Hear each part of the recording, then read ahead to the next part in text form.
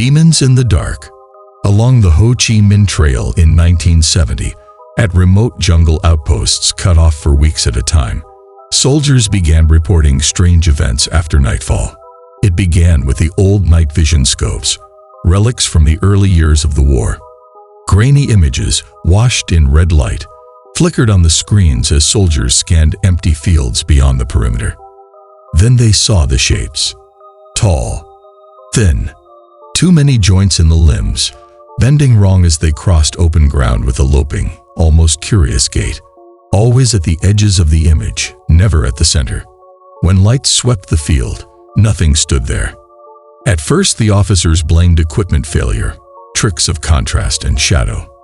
Then one night, a private watching the screen began screaming, tore the headset off, and refused to go near the command tent again. He swore the shapes had stopped moving and turned toward the camera all at once, as if aware of being watched. More sightings followed, figures clustering just beyond the wire, visible only through the blood-red glow of the old scopes, vanishing when flares lit the sky. One technician insisted he saw mouths opening wider than human jaws should go. No sound, just rows of pale teeth before the image flickered and cleared. Patrols sent outside the perimeter found nothing. No tracks in the dust. No heat signatures on modern equipment.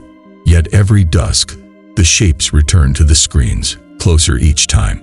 Some men refused night duty altogether. Others claimed the demons were older than the war, older than the towns and fields themselves, things that lived in places humans built over and forgot. One chaplain said ancient texts warned of spirits visible only under certain light, guardians of thresholds not meant to be crossed. When the army replaced the old devices with newer infrared models, the shapes disappeared from the feed. But soldiers on watch still reported movement in the dark beyond the wire, always at the edge of vision, always gone when searched. Months later, one of the original cameras was reconnected by curious engineers. For 3 nights it showed only empty fields under a red haze. On the 4th night, the shapes returned, echoes from the river. In the monsoon-soaked Mekong Delta of 1967, where brown rivers swallowed villages overnight, soldiers spoke of more than enemy fire haunting the water. They say the river was haunted long before the soldiers came. Villagers told of pale shapes drifting beneath the surface, faces blooming white just below the current, hair twisting like weeds. At night, voices rose from the reeds, not wind, not birds, but whispers sliding over black water. Farmers swore they heard their names called from midstream, low and urgent, drawing them toward the banks until something in the mud seemed to move. When the war reached the valley, soldiers laughed at these tales. Then the drownings began. A patrol crossing the ford vanished without a trace. Another squad found their rifles stacked neatly on the shore, as if laid down by careful hands. But no footprints, no bodies, nothing downstream. Men sent to search reported shapes sliding just below the waterline, keeping pace with their boats. One swore he saw eyes, not the glint of fish, but human, watching from beneath the current before sinking slowly out of sight.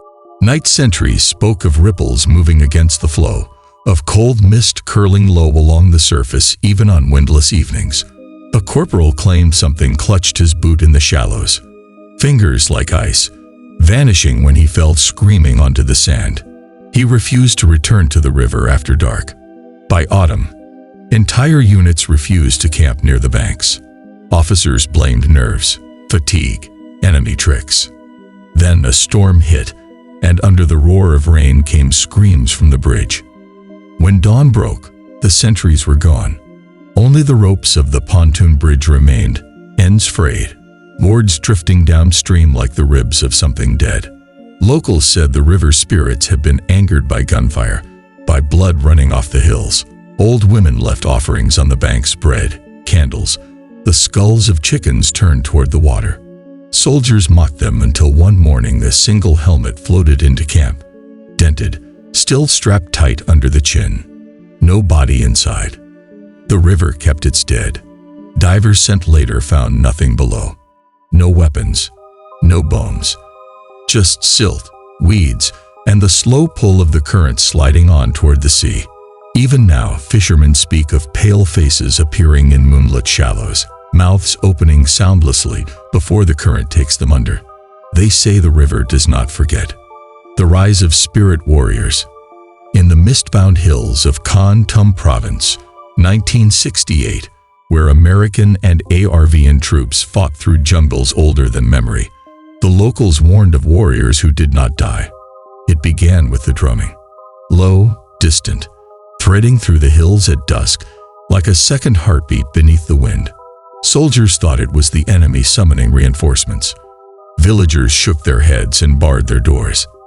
That rhythm, they said, had been heard before centuries ago, when kings called dead warriors back from the earth to fight again. The first attack came at night. Survivors swore the fighters moved like shadows, eyes burning faintly in the dark, striking with impossible speed before melting back into the trees. One man swore he shot a figure twice in the chest at close range, watched it fall, then found nothing on the ground when the smoke cleared. Rumors spread fast. Some claimed the warriors were possessed by spirits of long-dead kings buried beneath the hills, men who had sworn never to let invaders cross their lands.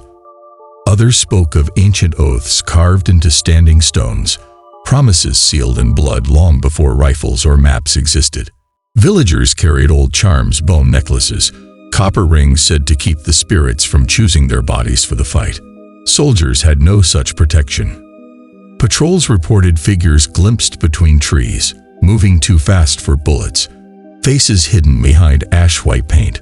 One squad followed footprints into a clearing only to find them end abruptly in the middle of open ground, as if the owner had risen straight into the air. After each attack, drums echoed from the hills again, always the same slow rhythm, as if counting down.